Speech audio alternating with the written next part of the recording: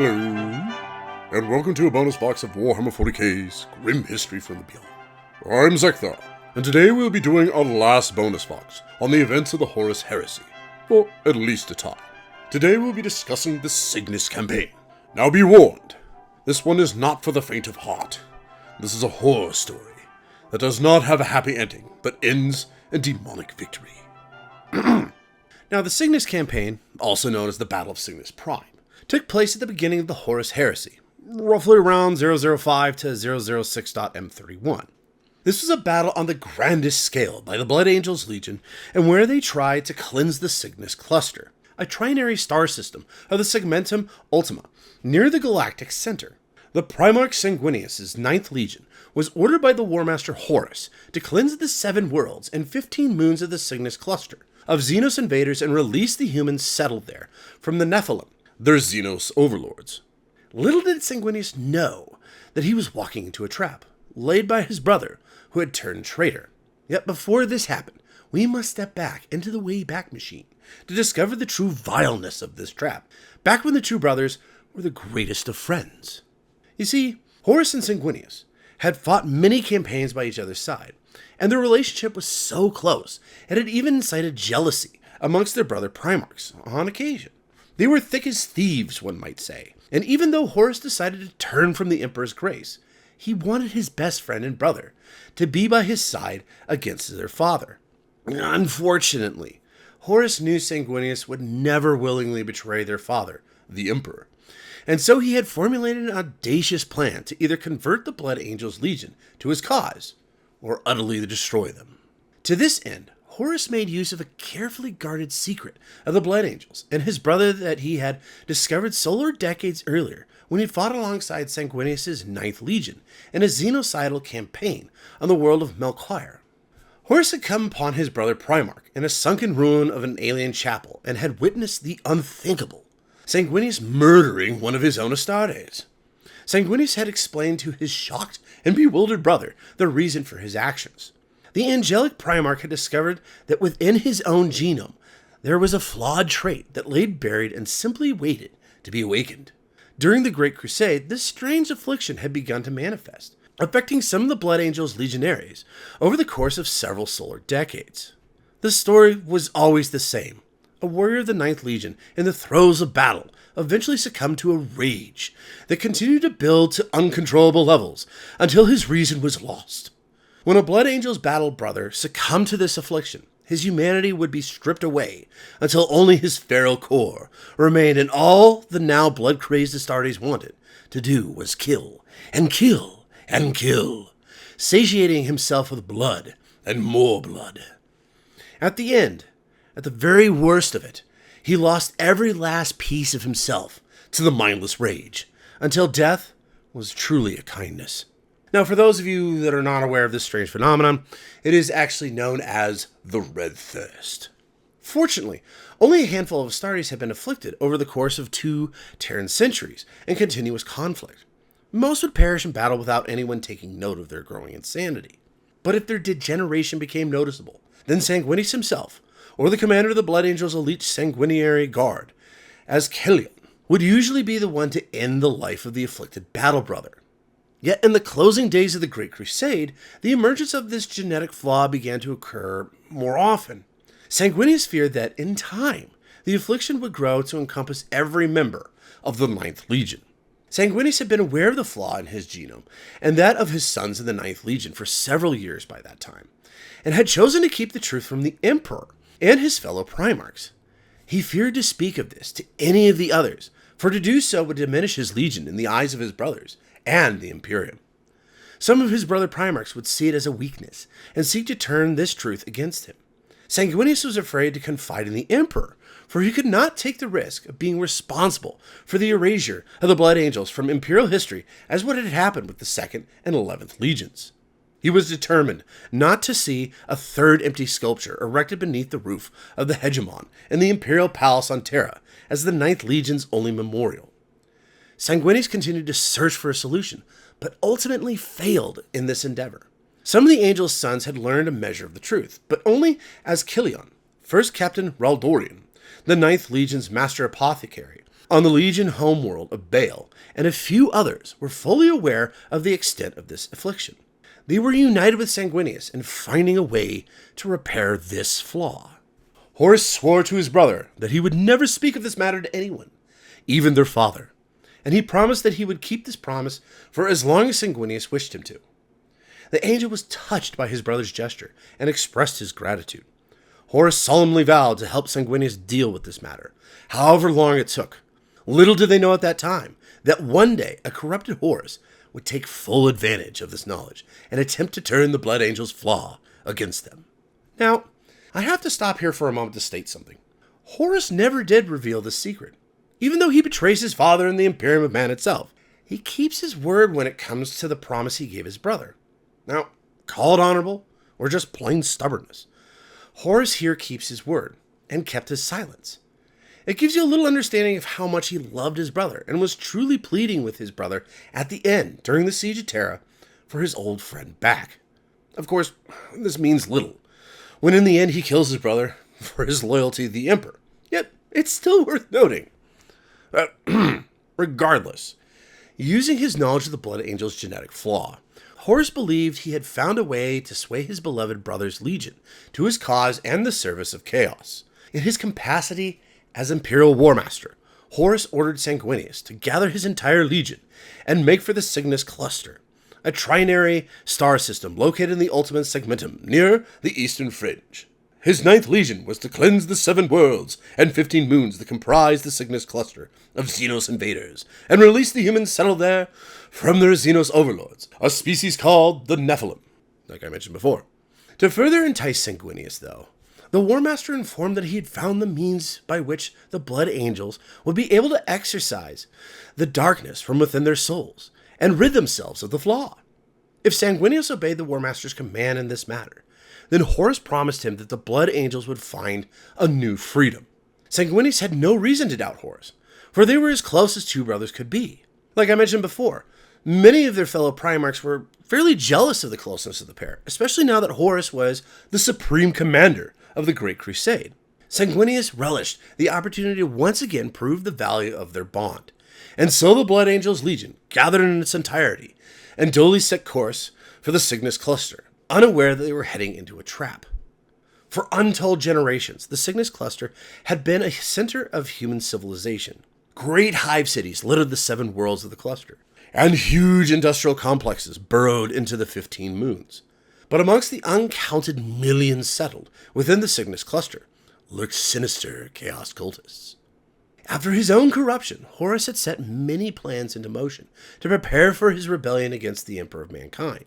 One of these had been to send agents to Signus Prime, the capital world of the Signus Cluster, from Deven and other worlds with a strong chaos presence. These agents infested the rabble of the Signus Cluster, and in their teeming numbers, hid the witch cabals that later summoned demons to Signus. When the agents of Chaos Cultists received a signal from Horus, not long before the SON3 atrocity in 005.M31, they rose up in violent insurrection and seized power within the Signus Cluster, summoning demons into real space to lead them and rule over the star system. Demons soon walked the hive cities and established foul palaces across the entire star system. The human population of the Signus Cluster was enslaved, reduced to fodder for the minions of chaos. Powerful summoning spells cast by the witch cabals allowed the demons free reign over Signus. In addition to this, thousands of Signan psychers had been possessed by warp entities and become demon hosts. The Signus Cluster had become a veritable extension of the realm of chaos within the warp in only a short time, and a home base for multitudes of demons. Kyrus the Perverse, a keeper of secrets, and one of the greater demons of the pleasure god Slanesh, now ruled the Signus Cluster. The 7 worlds and 15 moons of the trinary system were enthralled to this mighty demon lord and its teeming hordes. The demons were aided by the machinations of the chaos cultists. These bands of madmen opened their worlds to the creatures of the warp, conjuring powerful summoning spells and offering themselves up for possession. The rest of the human population on Signus Cluster had been annihilated or enslaved, their only fate to be consumed by the horrors of the warp. The entire star system became a charnel house, a place of evil, and a home for the creatures of the immaterium. Now, not knowing any of this, Sanguineous went on his merry way, wished with only the best of luck by his friend and brother, Horus, to the Signus system, hoping to find a cure, and also reap some heinous Xenos blood at the same time. Yet, it was not long after arriving in system, the Blood Angels discovered wrecked void craft, drifting beyond the edges of the Signus cluster. The Ninth Legion scouts found the wreckage of more than a dozen different void ships, drifting in the gravity shadow of the Signan world known as Horus. Civilian haulers, defense monitors, and shuttles were found in the drifting debris. Many of these void crafts were not even warp capable. Their trajectory suggested that they had been fleeing from the inner worlds of the system. Something was amiss, and soon the Blood Angels expeditionary fleet was rife with rumors, as stories began to circulate about something unusual that had been discovered by the Blood Angels scout vessel Numitor. After docking with the Blood Angels flagship, Red Tier, the frigate Numitor was subject to exclusion on the docking cylinder by itself, and as a precaution, all auxiliaries and non-combatant mortal crewmen were dismissed to other duties. Meros, a junior Blood Angels apothecary serving in the Ninth Company, and a complement of his fellow Astartes apothecaries, were summoned to the battle barge's flight deck, with little explanation as to the reason. Meros wondered why armed battle brothers were needed to escort a medical party on the deck of the Primarch's own flagship, but no explanations were forthcoming. Multiple medicae had been gathered from amongst the Blood Angels' fleet and assigned a number of bodies to examine, and were then to pool their findings. Donning their full suits of power armor, the apothecaries were to observe all biohazard procedures and report any anomalies immediately.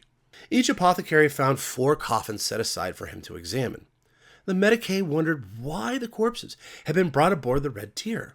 Yep, kind of made sense because this was standard operating procedure since the Red Tier had the most advanced medicae laboratories and technical facilities of any starship in the Ninth Legion's fleet.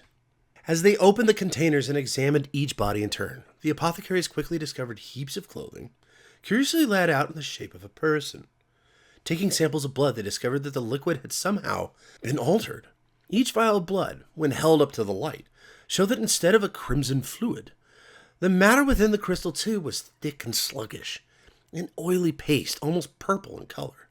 Upon closer scrutiny of the corpses, the apothecaries quickly discovered that the bodies lacked rigidity, as they were sunken and shriveled in a way that suggested a peculiar form of decay.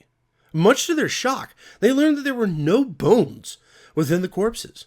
The bodies were little more than bags of skin and meat, in the shape of a human being, misshapen under the weight of their own mass.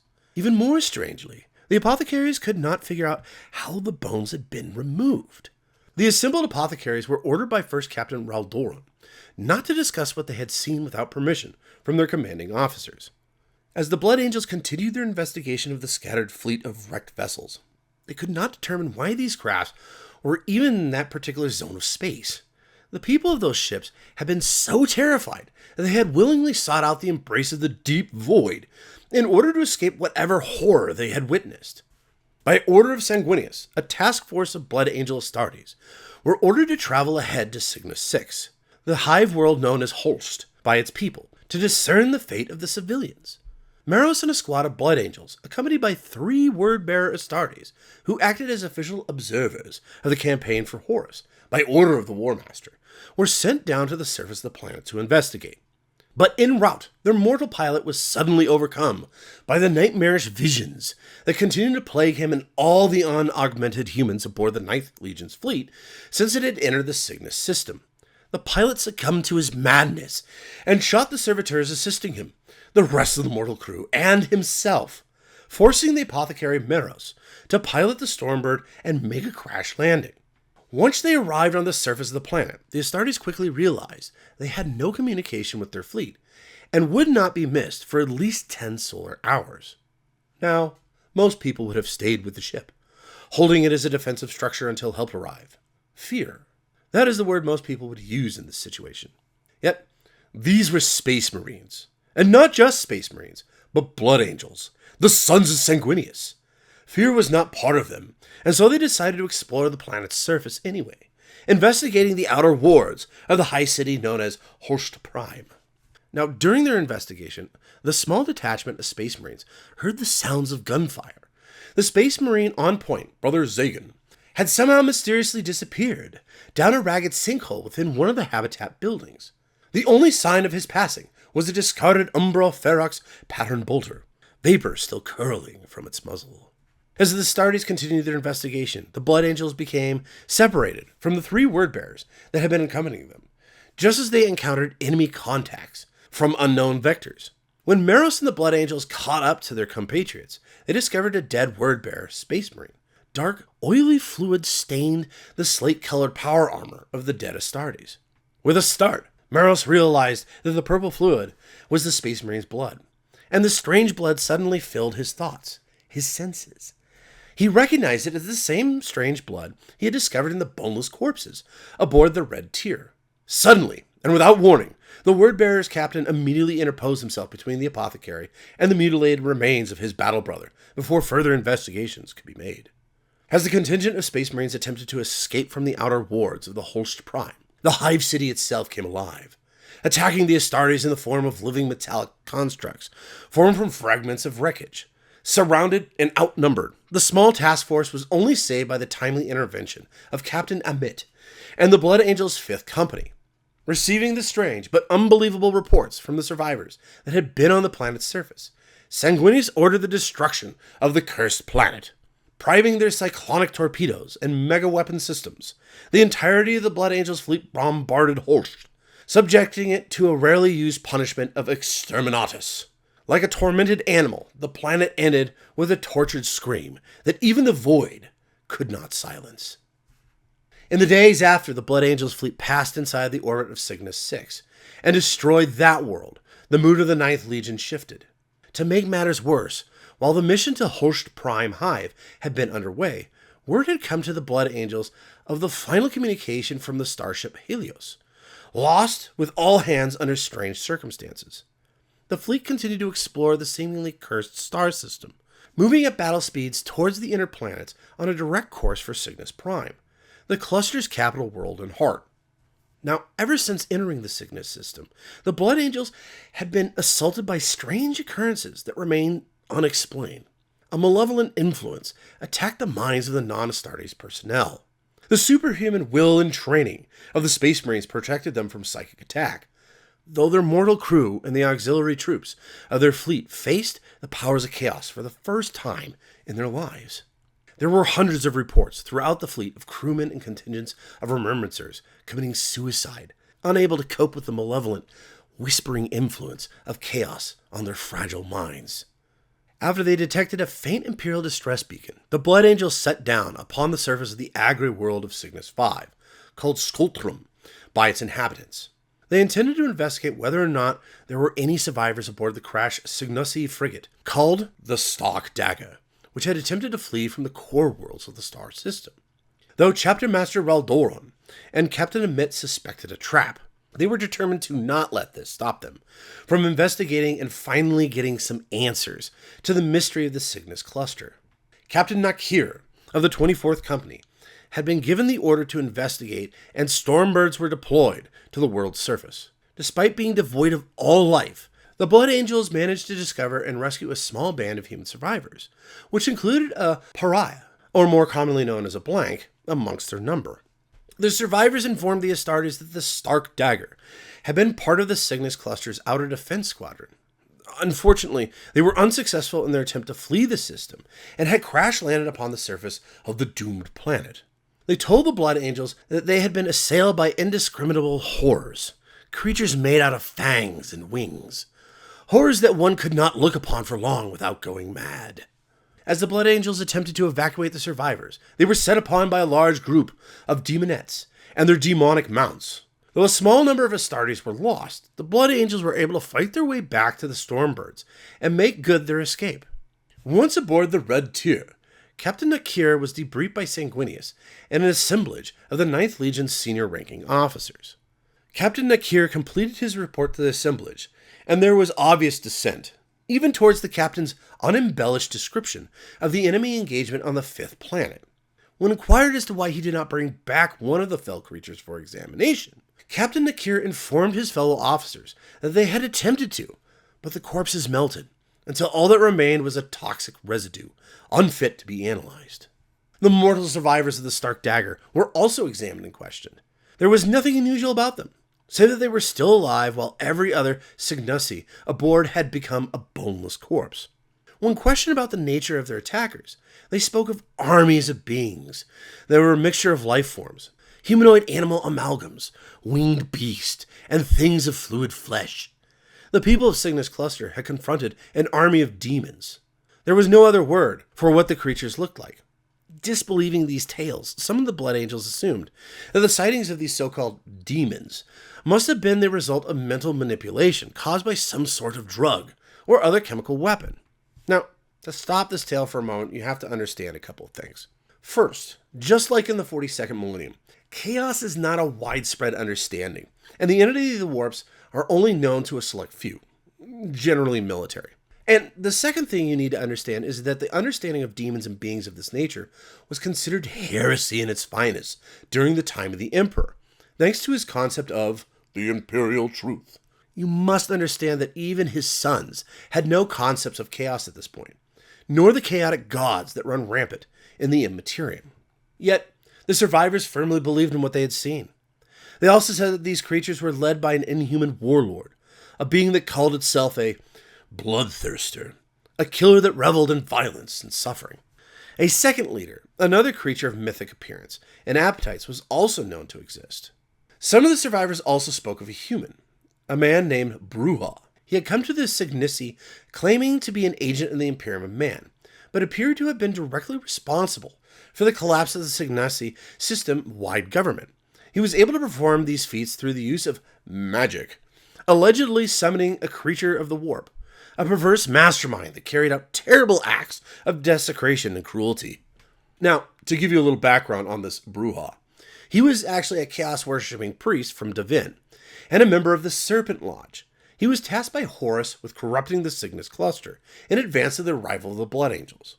Bruja arrived in the system as an imperial envoy, before bursting apart and serving as a vessel for the Keeper of Secrets, Kairis the Perverse, to enter the Materium.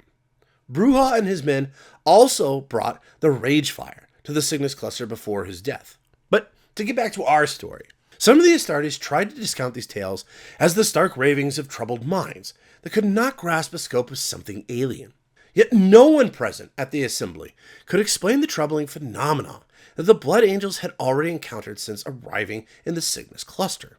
Whatever the origin of this enemy forces the Blood Angels had encountered in the Trinary system, they were still an enemy of the Emperor. All Captain Nakir had shown was that the Astartes could still fight and kill them, whatever their origin, and that was all that mattered. Some might say ignorance is bliss. Yeah, I digress. The Ninth Legion's orders from Horus were clear. They were to liberate the Signus Cluster from the hands of those who had taken it.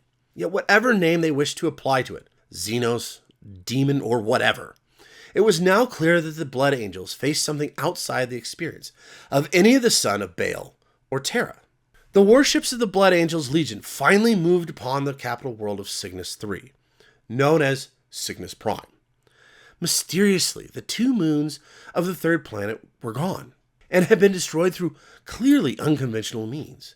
The satellites of Signus Prime had simply been stolen from their orbit, lost to the unknown, and with them had gone multiple orbital shipyards, barracks, and manufactura for the Cygnus Cluster's system defense forces. The fate of the Signusi defense forces themselves was apparent. The shattered shells of the vessels that had comprised the Signusi fleet were cast adrift across the orbit of the third planet in a thick, ragged shroud. A cowl of dense wreckage from countless obliterated vessels and orbital complexes hung close to the edge of Cygnus Prime's atmospheric interface. Military and civilian ships alike, everything from suborbital wing shuttles, never designed to venture beyond the stratosphere, to interstellar juggernaut haulers. All had been killed close to the capital world and left to float in the void where they fell. Plasma fires still burned in the cores of some of these wrecks, leaving streamers of radiation in their wake. Great slicks of debris flowed from the inside of cracked holes and thickened the stew of fragments. But the dead void ships were not just the fallout from some brutal beheading of an entire colonial world. The silent vessels had been turned into a barbed shoal of debris, which any who approached would be forced to penetrate if they meant to make planetfall. And more than that, they were there as a silent, monumental threat. Vessels broken and skinned alive, hung dead in the sky like the bleeding trophies of a wild killer. This horror might have been enough to chill the heart of even the most experienced of Imperium warriors. But those that flew with Sanguineous were more than mere mortals. They were the sons of the angel, and they would not be dissuaded by mere haunting apparitions. They understood that this exhibition was not the end of the bleak, voiceless message left by the conquerors of Signus Prime. For where there were thousands of murdered void ships, there were 10,000 times that number of human dead, drifting, bloated, and frozen in the vacuum.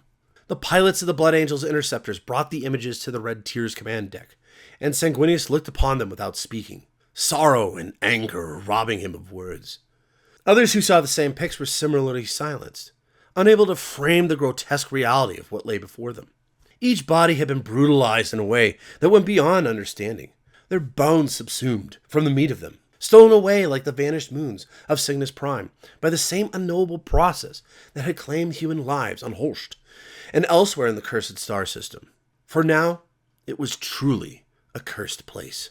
Millions of corpses floated in fusions of flesh, twisted into repulsive monuments, glossy with coatings of frozen blood. They had been compacted into dolmens and rings, carved like soapstone. Some of the shapes had rigid angles and tooth spires made of cut limbs. Others were flattened into discs and wicked curves, meat red and shimmering. The sign of the brazen 8-pointed star that had burned across the world of Horus was also repeated, over and over, like an offering that only something with eyes as large as mountains would be able to see. Without warning, malevolent energies surged across the void, attacking the minds of the psychically sensitive mortal crewmen of the Blood Angel's expeditionary fleet. Navigators and astropaths were crippled or killed in the initial onslaught, their brains fried by the dark malice of chaos. The crew serfs all around the Astartes of the fleet's warships began to scream in a great cacophony. The Blood Angel's fleet had been ready for every form of attack, save this one. A psychic cry from Signus Prime that went beyond a voice exploded out into space towards the assembled vessels of the Ninth Legion. A vast hurricane of psychic shock, created from the bottled murdered essence of millions of surrendered human souls, resonated out from the shrouded world. It swept across the crimson starships in a shuddering, immaterial wave. Void shields could not halt the ethereal power of it, and the bulk of adamantium hulls and plasteel bulkheads were penetrated as easily as if they had been made of paper. The sheer, monstrous force of the psychic shockwave battered at every living mind aboard the ships of the Blood Angel's flotilla. The Space Marines of the Ninth Legion were able to meet this psychic attack and weather its raw power. It was only later that the Blood Angels would come to understand that they had never been the intended targets of the psychic assault. It was not a force aimed at them, but a weapon of denial seeking the weakest links in their chain of war. Every mortal human, every unaugmented human but one, in the flotilla was united for a fleeting moment in a single, soul-tearing scream that burned into their minds and beat them down. It killed many at the point of contact, those who were utterly unready for such crushing black despair. Some would live a little longer before their hearts gave out. Some would walk into airlocks and use knives and lasguns upon themselves or others. The psychic screaming went on, and none would be unmarked by it. Every heart and mind amongst the Blood Angel's fleet was tested to the limit, and many would break under the strain. The strongest would survive, scarred forever, tormented to their graves. The weakest became unhinged, seeing horrors wherever they turned, their minds fractured like brittle glass. The opening shot in the Signus Campaign had been fired, and would mark the beginning of the first major contact between the forces of the Imperium and the demonic entities of the warp during the Horus Heresy. As the Blood Angel's flagship klaxons blared out their warnings in the wake of the psychic assault from Signus Prime, Sanguineous and his Space Marines took control of the situation. They quickly erected psychic baffles and restrained deranged mortal crewmen. Unbowed, Sanguineous and his senior officers planned their counterattack. Despite the fact that they had never before fought against such a foe, the Blood Angels were sure that they would prevail. But the Blood Angel's fury was soon cooled when the dark power behind the strange occurrences finally saw fit to reveal itself. A handful of servitors in the chamber where the Blood Angel's officers were assembled stumbled as one from their alcoves and joined in a keening chorus, puking blood and processor fluids onto the mosaic floor of the Blood Angel's flagship. The cybernetic automatons died, each falling apart like deconstructed puzzles made of meat and brass. Sanguineous drew his deadly blade and called out for the malevolent presence to reveal itself, if it dared. The remaining servitors writhed and conjoined as the parts assembled themselves into a new body. The torso appeared as an androgynous mutation with 4 arms and quivering muscular flesh. A head grew into something like that of a great goat, with horns and a sharp snorting muzzle. The newborn creature flexed and stood tall, looking down on the Blood Angels. It traced clawed fingers over its form, toying with the blood meat it was made from, and emitted a wet, orgastic gasp. The vile creature revealed itself as Kairis the Perverse, a greater demon of the Master of Pleasures, Nanesh. He declared that the Signus cluster was his domain, in the name of his dark god, and challenged the Primarch to take it back from him. As the last word faded, the broken pieces of metal and meat came apart into an ugly pile. The animated power of the monstrous demonic proxy abruptly withdrawn. Enraged, Sanguineous ordered his legion to make for the surface of the planet below. They had walked the road the enemy had laid out for them long enough. Sanguineous was determined not to allow such a vile creature to live. Now, I must say, while noble, we see once again where a Primarch loses his temper, and we all know how that worked out for Ferrus Manus. Anywho, the second phase of the demonic enemy's attack then began, concealed in the shoal of spacecraft wreckage that girdled Signus Prime. Deformed mutant vessels broke free of the planet's gravity and surged forward to assault the Blood Angel's fleet. At first dormant, dead to all sensors, they now came alive with ghostly energy. The monstrous hellships attacked the Blood Angel's fleet, and soon a full-scale orbital battle commenced. The Blood Angel's warship fired torpedo barrages and pulsing blasts from their mega lasers, stripping all protection from the attackers. But still the enemy came on. The Red Tier opened her gun ports and let her cannons give their all. The brilliant spears of particle beams and the streamers of missile salvos striking hard across the line of the hell ship's advance. The flagship sent repeated requests to the word-bearer vessel that accompanied their fleet, but their calls for aid went unanswered. As one of the hell ships approached the Red Tier on a direct collision course, the word-bearer ship was the only one in position to fend off the assault. In a moment of basest treachery, the word-bearers ignited their engines and abandoned the Blood Angels. The hell ship collided with the flagship and disgorged hundreds of warp-spawn creatures and chaos-corrupted mutant Signus crewmen. As the servants of chaos swarmed out onto the Red Tier, the Blood Angels were there to greet them, but not in great numbers. Fortunately, the defenders were able to blast apart a small section of bulkhead with missile launchers, the explosive decompression blowing the fleshy monstrosities out into the void. Meanwhile, on the command deck of the Red Tier, the ship's commanding officer, Admiral Athene Ducad of the Imperialis Armada, was confronted by a demented ship's officer. The Admiral drew her las pistol and put the maddened officer down. When Ducade looked around, she could see the bridge crew surrounding her. All had the same telltale signs of the madness that had possessed the deranged officer. She pulled her other las pistol and opened fire with both weapons at once. Ducad blasted her maddened crewmen as they ran, ultimately killing her entire bridge crew. When Ducade caught sight of her own reflection in the Navi monitor, she realized that the infection of madness had inflicted her too. Weeping bitter tears, Ducad sought to make amends for her crimes, and she set the massive flagship a new course towards the surface of Signus Prime. With her guns, she destroyed the command console so that her deed could not be undone. She then placed the las pistol against her chest and fired point blank into her heart. There was no stopping the Red Tier from crashing into the surface of the planet. With nothing to stop its fall, the Red Tier plunged into Signus Prime's gravity well and kissed the outer atmosphere in the flickering cascade of orange fire. The Red Tier was a mighty vessel, built for the punishment of 100 wars. Yet the flagship had been forged in vacuum and made for the depths of interplanetary space. It was not a vessel configured to fly in a planet's atmosphere, and it hurtled towards the ground like a great brick of adamantium and plasteel. Meanwhile, the Blood Angels attempted to cut through the command bridge central hatchway.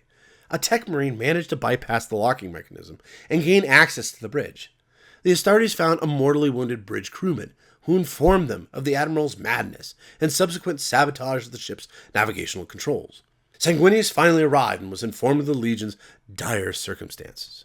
Unable to delay the inevitable, Sanguineous refused to abandon the falling vessel. He was confident that the ancient and mighty starship would survive the fall and crash intact on Signus Prime's surface. He ordered all personnel to make for the core of the starship, where the most heavily protected compartments lay. The flagship crashed to the planet's surface, and though broken, it still remained undefeated. The Red Tier had denied its enemy victory. Within solar hours, the fallen tier was no longer a starship. The battle barge was transformed into a fortress, a vast island of burned red metal in the middle of the dead lands of the Signus Prime. The warriors of the Ninth Legion secured the vessel and assessed the damage. What could be used for war was made a priority for salvage, and what could not be saved was discarded. The brave survivors amongst the mortal human crew were few. Many had died in the fires and the impact, but more from the ultimate effect of the psychic horror that had infiltrated their minds. Yet mere mortals can only take so much, and the rest simply died of fear, hearts seizing in their chests, as they were consumed by the dark shadow of the forsaken world that had reached out to claim them. The Blood Angels Legion finally confronted the true enemy that now controlled the Signus cluster, the demonic servants of the ruinous powers of chaos. Now, as an old orc knob, Blockbert Fellhind, once said as he smacked his chopper and chain axe together, Finally, something worth hitting. Upon the ash wastes remembered as the plains of the damned, the ferocious space marines confronted the vast, nightmarish horde of chaos cults and packs of monstrous demons. Sanguineous swore to personally confront and vanquish Kyrus the Perverse, the greater demon of Selash, who controlled the Signus system, leading his elite companies to besiege the defiled palace, composed of the bones of the murdered the demons had erected as its headquarters upon the world that was known as the Cathedral of the Mog. Awash in blood, the Blood Angels valiantly fought the forces of chaos, cutting them down by their corrupted thousands. The plains of the damned became a charnel house, as the Blood Angels forced their way into the very heart of the greater demon's realm. On the battlefield that was Signus Prime, Sanguineous was confronted by the infamous bloodthirster, Kabanda, a greater demon of Khorne. The demon taunted the Primarch, revealing Horus's planned treachery against the Emperor. Enraged and refusing to believe him, the angelic Primarch fought the brutal bloodthirster in single combat. Seizing the initiative during the battle, he surprised Kabanda with his frenzied assault, stabbing his power sword into the demon's chest, ripping open a gaping wound. The massive creature roared in fury and pain, lashing out with his whip at the Primarch's legs. Sanguineous was momentarily unbalanced as his legs were crushed in the whip's coil. The demon then smashed Sanguineous to the ground with the flat of his axe. The winged hero of the Imperium was stunned, helpless before the bloodthirster's wrath. As his vision cleared, he looked up at the monster that towered over him. The greater demon taunted the angel one final time, letting out a mighty bellow, and then struck out across the battlefield, slaughtering 500 space marines with huge swaths of his mighty axe. The psychic backlash of the deaths of so many of his sons traumatized Sanguineous, and the Primarch fell into unconsciousness. Now, one must wonder why he didn't take the head of Sanguineous here at this moment.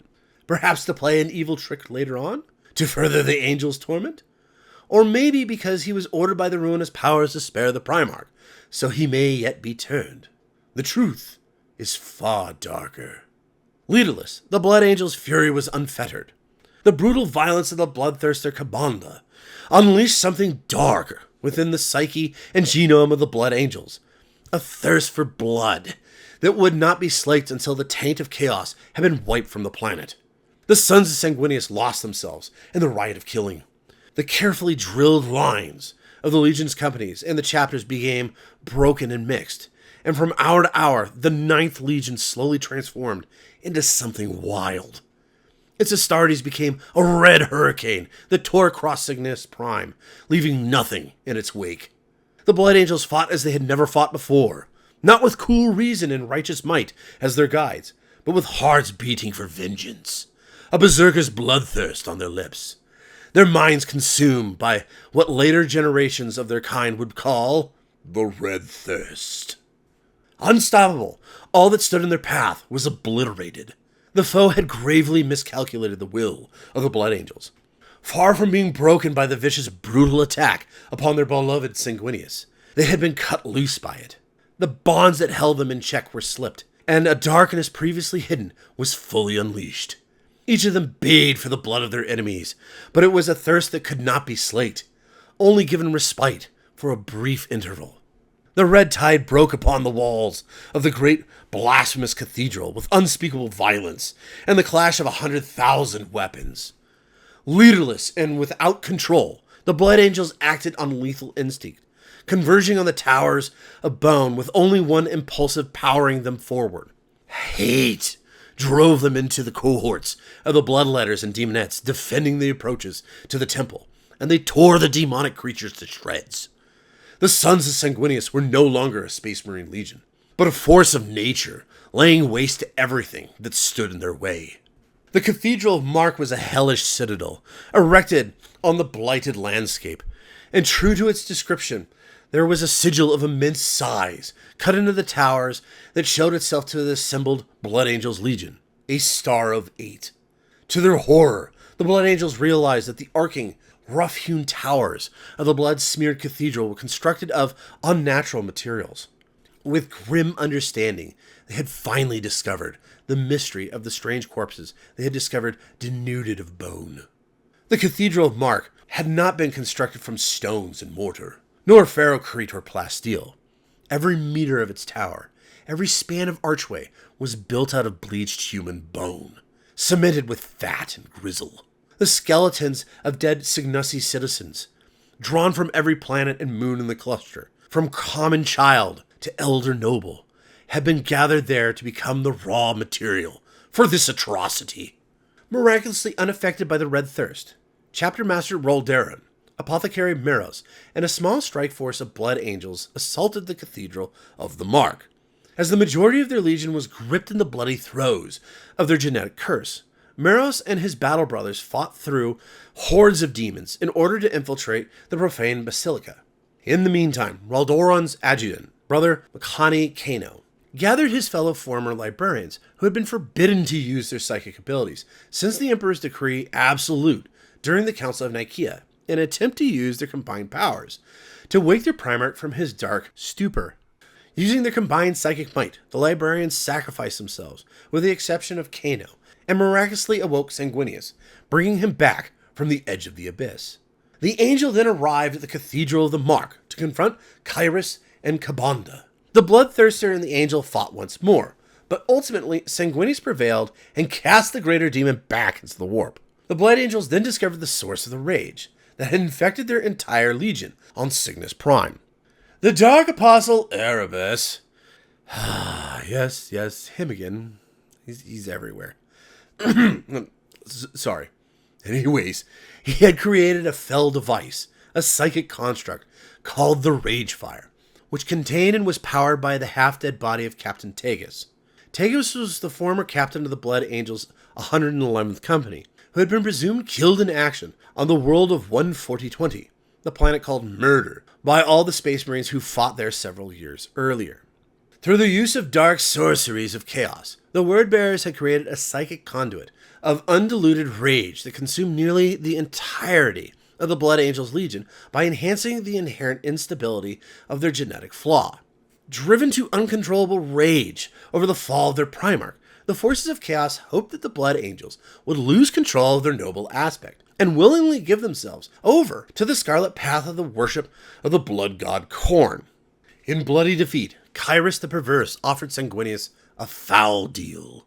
If the Primarch would willingly take the place of the half-dead Tagus within the psychic construct and give himself fully to the Rage Fire, the demon would ensure that his sons would never again be affected by the genetic curse of the Red Thirst. The Primarch seriously contemplated the demon's offer, and finally came to the conclusion that this sacrifice was worth it to save his beloved sons. Now, while some might think this is a noble sacrifice, I say it's pretty foolish. Why? Well, let's just say that nothing goes well making a pact with a demon. After all, they do tend to lie. Or even if they tell the truth, it's normally a truth that betters the demon and nobody else. But before Sanguineous could enter the construct, Meros made the decision for him and leapt into the suspended crystal lattice. Sanguineous threw himself into the air in an effort to save his errant son, but it was too late. The apothecary committed the act without uncertainty, for he knew what he did was right. The angel could not fall to chaos if mankind was to survive. When Meros had met the future Blood Angels, Sergeant Raffin, of the late 41st millennium, in the dreamscape of their joint healing blood sleep, the Astartes from the future had set a name, a warning. Only at that moment did Meros fully understand. Sanguineous had to live, in order to meet the arch-traitor Horus on equal footing. When that terrible confrontation finally came, the angel had to be there to face him, brother against brother. Before Meros stepped into the swirling vortex of undiluted rage, he forcibly and painfully forced his cutter to open a jagged tear through his battle plate's layers of ceramite and into the flesh beneath. Using the reductor of his gauntlet's narthecium, he guided the device as it bore through his skin and removed his own progenoid glands. The device sucked the nodules of the gene-rich tissue into the reservoir pod, sealed within for preservation. Meros' bequest to his legion now lay secured. Detaching the Medicae module from his armor, he tossed it towards his Primarch, who snatched it out of the air and requested that Sanguineous take it so that something of him would live on. The angel vowed to honor his son's final request. With this final act, Meros stepped into the whirling vortex. Meros transformed, writhing in the grip of an infernal glow as the burning power merged with every atom of his being. The flesh of his face distorted into a hollow mask, far beyond the guise of pain. His armor became dark and disfigured, joints steaming, the shell of it trembling as it fought to contain energies never meant to be bound to this reality. In the warped shadow, a pair of ghostly, blood-drenched wings briefly unfolded from the wounded apothecary's back, anointing the ruined bones beneath the rain of phantasmal blood. Then they were gone as Meros' body was possessed by a demon of the blood god. Brother Meros was gone, and in his place was the demonic Red Angel. Confronting the demon-possessed Blood Angel, Sanguineous demanded that the Avatar of Hate release its hold on his sons. The Red Angel flatly refused. When the Primarch inquired if there was any small part of Meros that remained, the Red Angel responded that there was a small trace of the former apothecary. The Primarch told the vile creature to heed his words. Whatever dark powers it served, whatever irrational choice Horus had made to seek a pact with them, they stood defeated this day upon the cusp of victory. Sanguineous vowed that Meros' sacrifice would not be in vain, and that one day he would find a way to free him from the demon that now possessed his mortal shell. The Red Angel then took its leave from the Cathedral of Mach and disappeared into a warp gate that it had conjured. The Blood Angels then completed their purge of the demons on Signus Prime, and even Kyrus the Perverse was sent screaming back into the warp at the end of the Angel's sacred blade, cast howling back into the warp to face his master's punishment for his failure. On Signus Prime, on Host, and in orbit, in every place where his warriors had set foot, Sanguineous commanded that his sons exercise all evidence that the Ninth Legion had ever come to the Signus cluster. Over the days that passed after the final charge on the Cathedral of the Mark, an army of Legion servitors and the Astartes officers, known as Wardens, had gathered up every battle brother's corpse, every broken vehicle, every torn piece of armor or blunted sword. The work was almost complete, but for the spent casings of a few bolt shells lying lost and buried in the sands, but little more. The Blood Angels would leave nothing behind in that blighted, murdered place. Not their ships, not their relics, and not their precious dead. No one would return to the Signus cluster. This command was etched into the Ninth Legion's Book of Horus by the Primarch's own hand. The Blood Angels would not build a monument or grave marker on Signus Prime, as they had on other planets where so much Astartes' blood had been shed. The hundreds upon hundreds of honored blood angels dead will be taken home to Baal, to be buried on the slopes of Mount Seraph, the injured warships to Imperial star docks for repair and rearmament. Warning buoys and automated beacons were deployed all about the Trinary star system's perimeter, there to turn back any ships that might come that way in the years ahead. The Signus cluster was declared Morte Perpetua, forever dead. It would be left lifeless and rotting until its suns burned cold, with nothing but the echoes of those who perished there to bear witness. In the aftermath of the bloodbath at the Cathedral of the Mark, when the witchery of the rage fire had finally been broken, the character of the Blood Angels had turned to morose mine, and the bitter sting of misery. The Ninth Legion had been wounded on Signus Prime, a cut that had pressed to their very core. Like their Primarch, the Blood Angels had been blindsided by those they had called kin. The distant perfidy of War Master Horus and the closer lies of the Word-Bearers had brought them to the brink of the abyss. They had been shown the worst of themselves, and it was a sobering truth to behold. Time would tell if the Blood Angels could heal this wound, or if it would fester within them for eternity. Their genetic curse had been revealed to the Astartes of the Ninth Legion. Sanguineous had hoped it would never be so, and in his hubris he had tried to hide the truth. Horus had used that deception against him. So many trusts had been broken, but now every Blood Angel knew the burn of the red thirst, the shadow on their spirit, and the worst of it was every Blood Angel knew an even greater darkness lay beneath that impulse. The angel vowed that he would do everything in his power to hold that future at bay. As for the demonic entity known as the Red Angel, it soon presented itself to Horus aboard his flagship, the Vengeful Spirit. The Red Angel revealed itself as the fallen son of Baal, the Crier Angelus, the willing slave. The Red Angel was a weapon to be used at Horus and the Traitor Legion's disposal, a weapon intended to seize Terra and ultimately throw down the false emperor in the name of the War Master and the dark gods he served. Well, folks, that be it this week. What's that? You wish for a little hope in this story? Some glimpse of light that might give cause for this demonic horror story? Well, I hate to say it, but this is the dark, grim universe of the Imperium of Man in the 42nd millennium. What you heard here is a glimpse of the dark future for the next 10,000 years. Okay, I can't end this on such darkness. So therefore, take heart. The Blood Angels are still around, fighting off their heart's darkest desire to follow the god of blood in defiance of Khorne for the Emperor. Yet these nigh immortals are not the hope of mankind. It is within mortals to withstand the tides of evil. Yes, the common man, humanity itself, has the strength and courage to fight off the demons of the Immaterium. It is not his angels that decide your fate. It is you. Humanity has a way of pulling themselves up, lacing their boots and getting to work, proving they are worthy of the stars. While the night beckons with black-toothed grins, ready to slaughter all who give up, it is humanity that says they will not go quietly into the night. They will survive. And so if you are looking for hope, it's within you. Seek it out. Better yourself and become what you imagine. Remember, the next great hero of the Imperium is a simple page away, provided you have the courage to take it.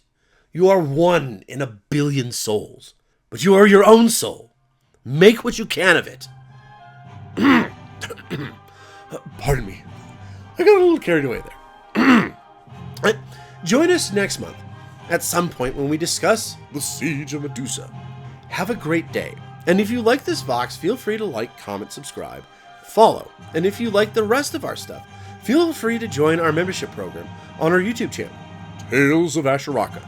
So long, do your best. And as always, until next time, this is Zeckthar, signing off.